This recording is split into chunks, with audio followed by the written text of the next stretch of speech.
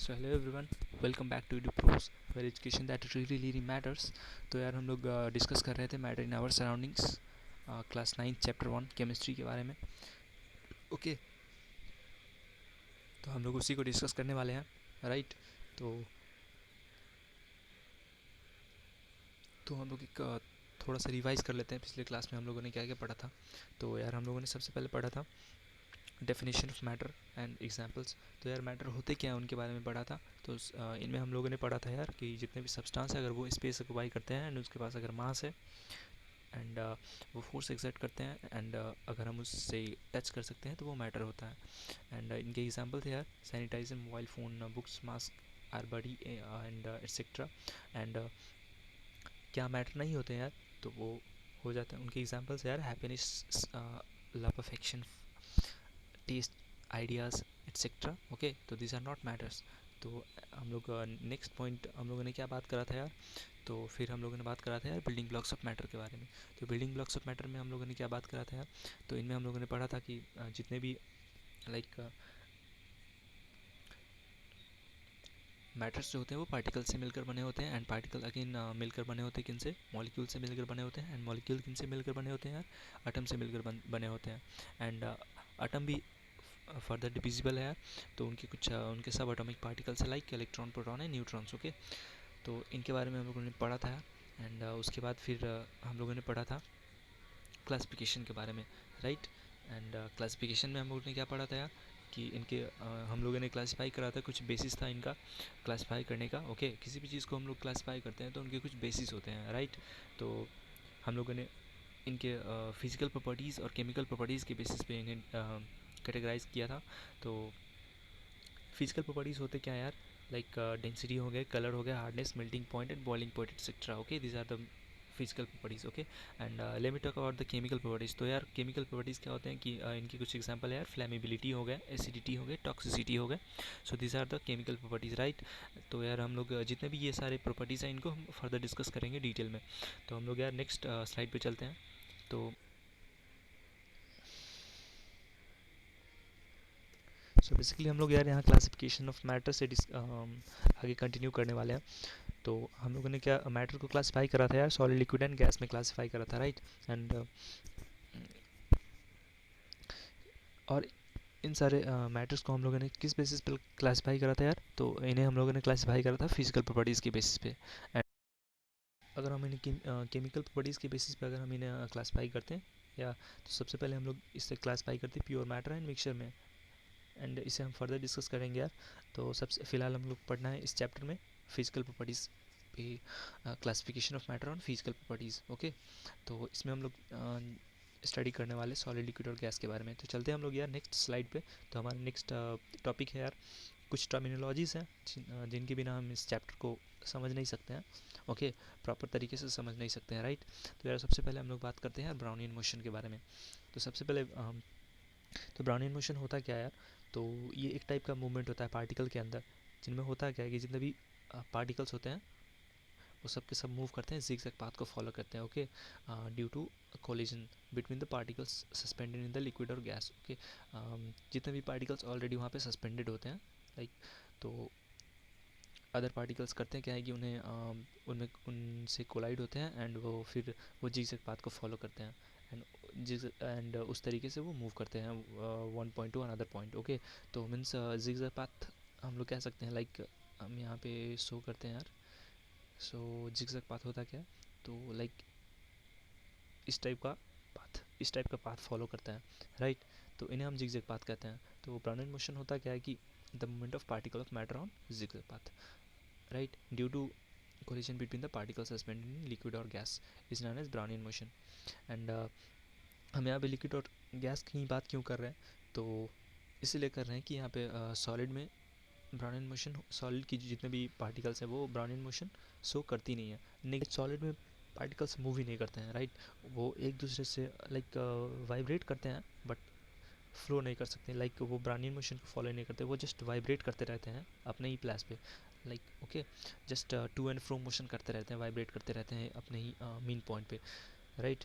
तो उन्हें Brownian motion नहीं करते हैं, कहते हैं उन्हें कुछ और कहते हैं। एंड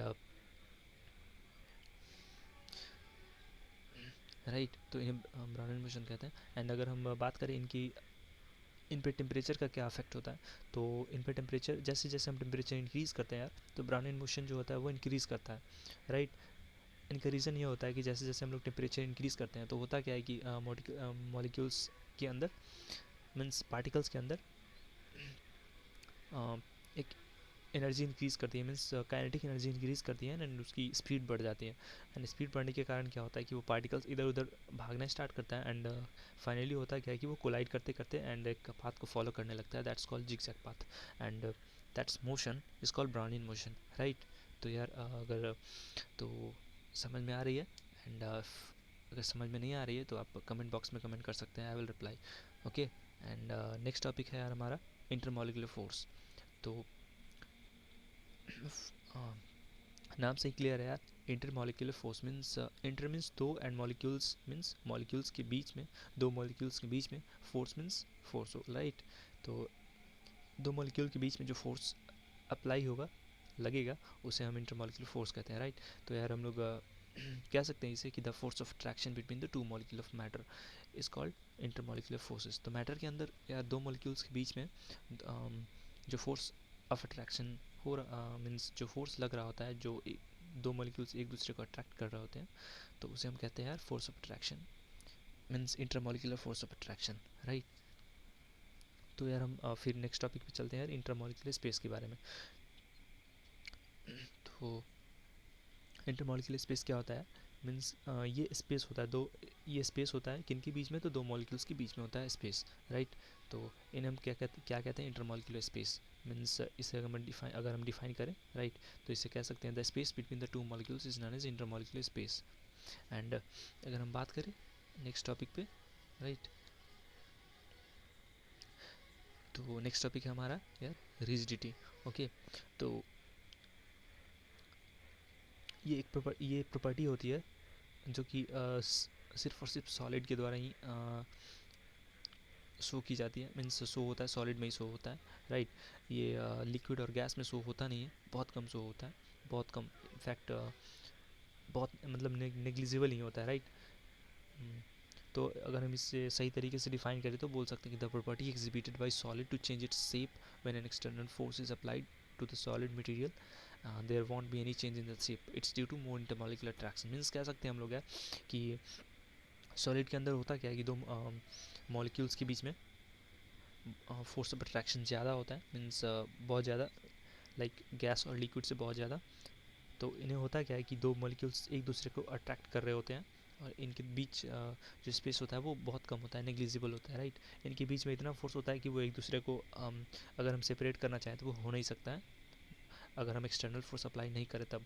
जब भी हम एक्सटर्नल फोर्स, लाइक एक इनफ एक्सटर्नल फोर्स अप्लाई नहीं करें तब तक, अगर हम एक्सटर्नल फोर्स अप्लाई करते हैं, अगर हम एक लिमिट होती है अगर उस लिमिट से हम ज़्यादा अप्लाई करें तब वो सेपरेट होगा, अदरवाइज़ वो नहीं होगा।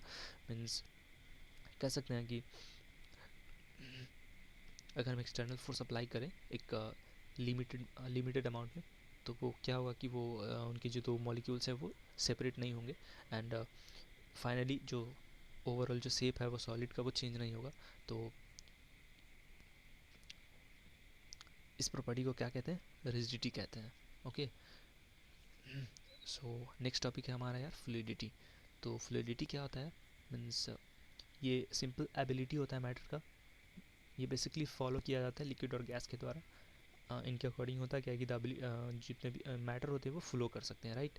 Means the ability of matter to flow is called fluidity, right. तो और ये होता क्या है, इसका रीज़न ये होता है यार कि अगर हम लिक्विड और गैस में देखें, राइट, तो इनके जो इंटरमॉलिक्यूलर जो अट्रैक्शन होते हैं तो ये बहुत कम होता है, negligible in case of gas, okay. Liquid में थोड़ा सा होता है बट अगर हम गैस की बात करें तो वो बहुत ही कम होता है।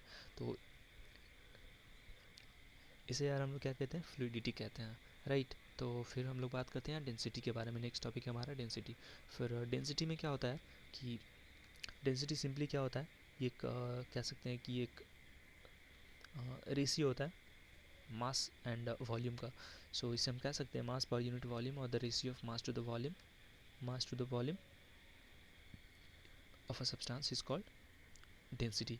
तो यार ये सारे टॉपिक्स आगे यूज़ आने वाले हैं, लाइक जितने भी हम अगर सॉलिड लिक्विड और गैस की को जब डिफ्रेंशिएट करेंगे, ओके, जब हमें अब उनमें हम डिफरेंसेस देखेंगे, उनकी प्रॉपर्टीज़ के बारे में डिटेल में डिस्कस करेंगे, तो ये जितने भी टर्मिनोलॉजीज हैं वो सब के सब काम आने वाले हैं, राइट।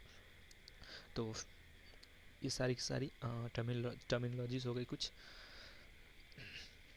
तो इस टॉपिक में बात करने वाले हैं कुछ एक्सपेरिमेंट के बारे में, एंड वहाँ से कुछ कंक्लूजन मिलेगा हम लोगों को। तो यार ये सारे एक्सपेरिमेंट जो हम लोग अभी देखने वाले हैं, ये सब के सब शो करते हैं कि जितने भी पार्टिकल्स होते हैं वो मैटर के अंदर एग्जिस्ट करते हैं, ओके। एंड उनके जितने भी हम लोग कंक्लूजन देखने वाले वो सब के सब उनमें जो भी प्रोसेस हो रहे होते हैं उनके अकॉर्डिंग, लाइक पहला जो प्रोसेस हो रहा होता है उनके अंदर वो होता है डिफ्यूज़न, राइट। तो डिफ्यूज़न के बारे में on the basis of diffusion and कुछ जो मोशन आएंगे ब्राउनियन मोशन, उस पर हम लोग जितने भी कंक्लूजन आएंगे उसके बारे में बात करेंगे, राइट। तो हम सबसे पहला एक्सपेरिमेंट स्टार्ट करते हैं। तो पहला एक्सपेरिमेंट है यार हम अपने लोगों का कि जब भी हम पोटेशियम परमैंगनेट को वाटर में मिक्स करते हैं, राइट, तो वहाँ पे होता क्या है वहाँ पे होता क्या है कि जैसे ही हम उसको मिक्स करते हैं इनके अंदर वाटर के अंदर, राइट, तो उनका जो बिना स्टीरिंग के ही, बिना मिक्स किए हुए ही उनका जो उनके अंदर जो पोटेशियम परमैंगनेट के जो पार्टिकल्स हैं वो सब के सब वाटर के अंदर मिक्स होना स्टार्ट करते हैं, राइट। एंड मिक्स होना स्टार्ट करते हैं एंड वो कुछ ही देर के अंदर अंदर वो बिना स्टीरिंग के ही वो टू द होल वाटर में वो मिक्स हो जाते हैं, राइट। तो यहाँ से हम लोग क्या एक कंक्लूजन देख सकते हैं यार कि जितने भी पार्टिकल्स होते हैं, अगर जितने भी पार्टिकल्स होते हैं वो सबके बीच में जो है वो स्पेस होता है, राइट। जैसे कि अगर हम कह सकते हैं कि अगर यहाँ पे वाटर के अंदर, लाइक ये वाटर था, राइट, तो यहाँ पे बहुत सारे ऐसे मॉलिक्यूल्स होंगे, राइट, वाटर मॉलिक्यूल्स होंगे, एंड उसके अंदर कुछ स्पेस होगा यहाँ पे, राइट। तो जब भी तो जैसे ही हमने वहाँ पे पोटेशियम परमैंगनेट मिलाया था, राइट, तो उनके जो मॉलिक्यूल्स हैं वो सब के सब यहाँ पे इनके बीच में जो स्पेस था उनके अंदर आकर वो रुकना स्टार्ट हो गए, राइट। तो इससे ये हम लोग कंक्लूजन निकाल सकते हैं कि यहाँ पे जो पार्टिकल्स थे, उन दो जितने भी पार्टिकल्स होते हैं मैटर के अंदर उनके बीच में जो स्पेस होता है, राइट, स्पेस होता है। एंड हमारा जो दूसरा कंक्लूजन ये आएगा कि जितने भी पार्टिकल्स होते हैं वो मैटर के अंदर वो सब के सब वो मूव करते रहते हैं, राइट। मीन्स बोल सकते हैं कि मॉलिक्यूल भी मूव करते रहते हैं। मॉलिक्यूल्स पार्टिकल्स ही तो मॉलिक्यूल से बने रहते हैं, राइट। तो हम लोग कह सकते हैं कि जितने भी मॉलिक्यूल्स है और पार्टिकल्स है वो मूव करते रहते हैं किसी भी मैटर के अंदर, राइट।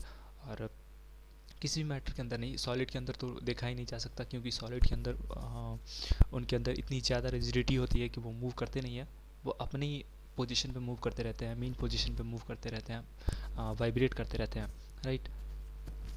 और यहाँ पे जो पार्टिकल्स होते हैं वो इस मैटर के अंदर अगर हम इस सॉल्यूशन के बारे में बात करें, राइट, तो यहाँ पे जितने भी पोटेशियम परमैंगनेट के जो मॉलिक्यूल्स हैं वो सब के सब मूव करते रहते हैं, इनफैक्ट वाटर के भी तो मूव करेंगे ही। तो यहाँ पे कंक्लूजन ये आता है यार कि जितने भी पार्टिकल्स होते हैं वो सब के सब वो मूव करते रहते हैं, कॉन्स्टेंटली मूव करते रहते हैं। एंड दूसरा जो हमारा यार कि पार्टिकल्स के दो पार्टिकल्स या दो मॉलिक्यूल्स के अंदर बीच स्पेस होता है, राइट। एंड उस स्पेस को क्या बोलते हैं हम लोग यार, इंटरमॉलिक्यूलर स्पेस बोलते हैं। एंड जो भी पार्टिकल्स कॉन्स्टेंटली मूव करते रहते हैं एंड उस मोशन को क्या कहते हैं यार, ब्राउनियन मोशन कहते हैं। अभी हम लोगों ने पिछले स्लाइड में डिस्कस करा था। तो यार हम लोग चलते हैं नेक्स्ट स्लाइड पे।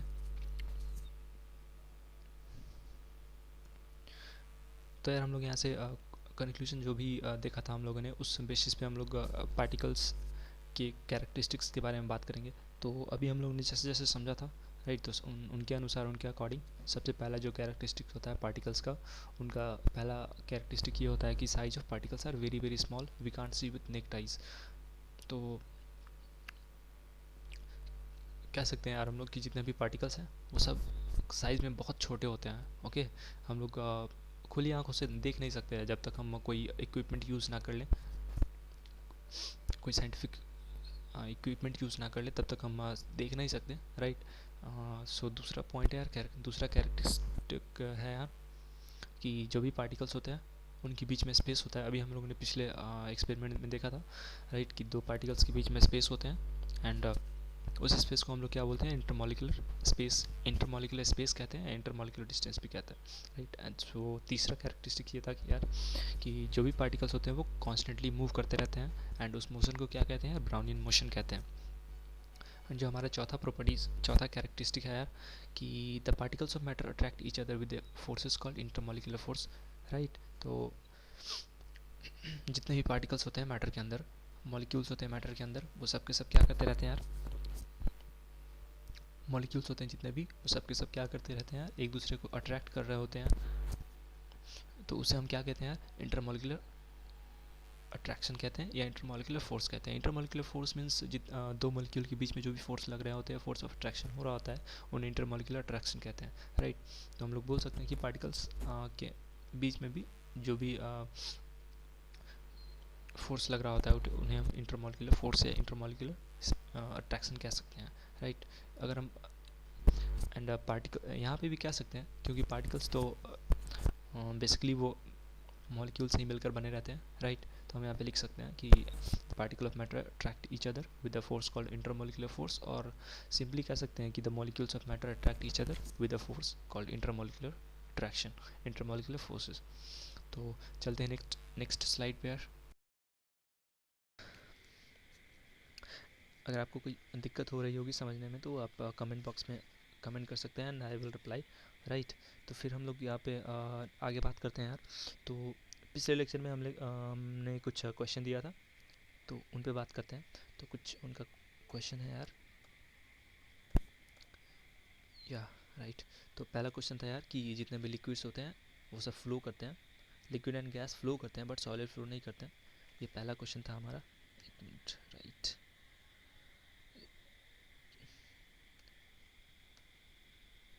तो यार हमारा पहला क्वेश्चन था, तो यार हमारा पहला क्वेश्चन था why do liquid and gases flow but solid don't. तो इनका रीज़न ये होता है यार कि जैसे भी अभी हम लोगों ने बात करा था intermolecular space and intermolecular force के बारे में। तो इनका बेसिक रीज़न यही होता है कि अब क्या कैसे क्या होता है इन पे थोड़ा सा बात कर लेते हैं। तो लिक्विड जैसे ही हम सॉलिड टू लिक्विड जाते हैं, लिक्विड टू गैस जाते हैं, राइट। तो इनके जो मॉलिक्यूल्स के बीच का जो फोर्स होता है intermolecular force, right, intermolecular attraction, वो कम होते जाता है, राइट। एंड अगर जैसे ही सॉलिड में बात करें तो वो सबसे ज़्यादा होता है, एंड लिक्विड में बात करें तो वो थोड़ा कम होता है, सॉलिड से कम होता है, एंड गैस में बात करें तो वो नेग्लिजिबल होता है। दैट्स वाई जितने भी दैट्स वाई फ्लूइडिटी की प्रॉपर्टी आती है लिक्विड एंड गैस में, दैट्स वाई ये फ्लो करना स्टार्ट करते हैं। एंड फिर क्या इसीलिए क्या होता क्या है कि लिक्विड और गैसेस जो होते हैं वो फ्लो करना स्टार्ट करते हैं। सो सिंपल ये यही रीज़न है इनका कि लिक्विड और गैसेस हैं वो फ्लो करते हैं बट सॉलिड फ्लो नहीं करते हैं। और अगर हम रिजिडिटी की बात करें तो सॉलिड में रिजिडिटी होती है, दैट्स वाई वो फ्लो नहीं करते हैं। और अगर हम वहीं पे अगर लिक्विड और गैस की बात करें तो उनमें रिजिडिटी होती ही नहीं है, तो दैट्स वाई ये फ्लो करते हैं। सो बेसिकली ये रीज़न क्या क्या है, तो इंटरमॉलिकुलर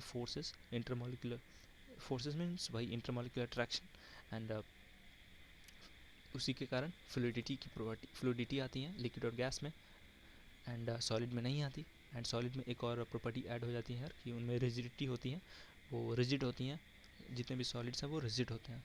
तो पहले क्वेश्चन का आंसर हो गया। And the second question is कि when the incense stick is lighted in one corner of a room and its fragrance is spread in the whole room quickly। तो क्वेश्चन ये है यार कि जितने भी जब लाइक हम अगर अगरबत्ती वगैरह जलाते हैं वन रूम के किसी कॉर्नर पे, राइट, तो वो फिर बहुत फास्ट वो एक जगह से दूसरी जगह पहुंच जाता है।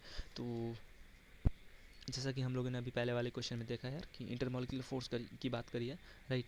तो इनमें भी सेम ही रीज़न है, लाइक जैसे भी कि जो इंसेंस स्टिक होते हैं उनमें जब उनको जलाते हैं तो वो उनसे जो फ्रेगरेंस निकलती है वो एयर में मिक्स हो जाती हैं, राइट। एंड एयर तो यार एक टाइप का गैस है, तो उनमें जो मॉलिक्यूल्स होंगे तो उनमें उनमें फ्लूइडिटी की प्रॉपर्टी होगी, राइट। तो वो क्या करेंगे कि वो फ्लो करना स्टार्ट कर देंगे। एंड जैसे कि हम लोगों ने कुछ पिछले एक्सपेरिमेंट में कंक्लूजन देखा था और पार्टिकल्स की जो प्रॉपर्टीज़ देखी थी उनमें हम लोगों ने देखा था कि जो जितने भी पार्टिकल्स होते हैं वो फ्लो करते रहते हैं, एंड वो कॉन्स्टेंटली मूव करते रहते हैं one place to other place, right. तो सेम ही रीज़न होता है यार कि जैसे ही हम इंसेंस स्टिक को जलाते हैं तो उनकी जो फ्रेगरेंस है वो एयर में मिक्स होती है, एंड एयर की जितने भी पार्टिकल्स है वो one plus two other plus पे वो मूव करती रहती हैं। तो इसी यही कारण रीज़न होता है यार कि जितने भी जो फ्रेगरेंस है वो रूम किसी अगर हम रूम में जलाते हैं किसी एक पॉइंट पे तो वो one point two other point very quick very fast वो फ्लो कर लेते हैं यहाँ से वहाँ तक। ओके, तो सेकेंड वन भी हो गया। And the third question is कि when sugar is oh right when sugar is dissolved in water there is no increase in volume। तो इनका सो अकॉर्डिंग टू हम लोगों ने पढ़ा था यार कि जो प्रॉपर्टीज़ होती हैं पार्टिकल्स की, तो उनमें हम लोगों ने पढ़ा था यार कि दो मॉलिक्यूल्स के बीच में कुछ स्पेस भी होती हैं, राइट। तो उन्हें हम इंटरमॉलिक्यूलर स्पेस कहते हैं। सो बेसिकली यहाँ पे वही रीज़न होता है, लाइक जैसे ही शुगर में हम लोग लाइक पानी में शुगर मिक्स करते हैं, राइट। तो वाटर की जो मॉलिक्यूल्स होती हैं उनके बीच में क्या होता है, तो उनकी दो मॉलिक्यूल्स के बीच में क्या होता है यार कि उनकी दो मॉलिक्यूल्स के बीच में स्पेस होता है, राइट। दो मॉलिक्यूल्स के बीच में कुछ स्पेस होंगे, तो जो शुगर की जो मॉलिक्यूल्स हैं, राइट, तो वो इनके बीच में आकर वो यहाँ पे बैठ जाएंगी, राइट। तो इनके भी सो वॉल्यूम इंक्रीज नहीं होने का रीज़न ये होता है कि दो मॉलिक्यूल्स के बीच में तो पहले से यहाँ पे कुछ स्पेस है, राइट। तो अगर ये यहाँ पे शुगर मॉलिक्यूल्स है, अगर यहाँ पे ये जाके बैठ जाती हैं तो वॉल्यूम तो वही रहेगी ना यार। तो यही रीज़न होता है कि अगर हम शुगर को मिक्स करते जाएँ वाटर में, राइट, एंड अगर हम सही तरीके से अगर हम उससे मिक्स कर रहे हैं, स्टीर कर रहे हैं, तो वो उनका जो ओवरऑल वॉल्यूम है वो इंक्रीज़ करता नहीं है। Okay, right. तो ये थर्ड क्वेश्चन हो गया यार। एंड अगर हम फोर्थ क्वेश्चन की बात करें तो फोर्थ क्वेश्चन है यार हमारा कि जो भी आयरन पीसेस होते हैं, राइट, वो ब्रेक नहीं होती एक फोर्स, एक limited amount of force apply करने से। वहीं पे अगर हम बात करें चॉक के बारे में, तो चॉक में बहुत कम फोर्स लगाते हैं, राइट, तो वो स्मॉल पीसेस में ब्रेक हो जाती हैं।